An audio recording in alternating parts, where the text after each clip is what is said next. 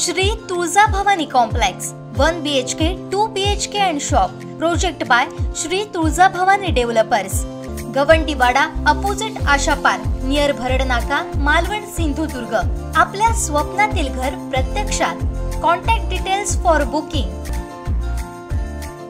खासदार विनायक राऊत यांनी आंबेगाव येथील श्रीदेव लिंग क्षेत्रपाल मंदिरात हरिनाम सप्ताह निमित्त भजन रूपी सेवा अर्पण केली। पाहुयात हा व्हिडिओ।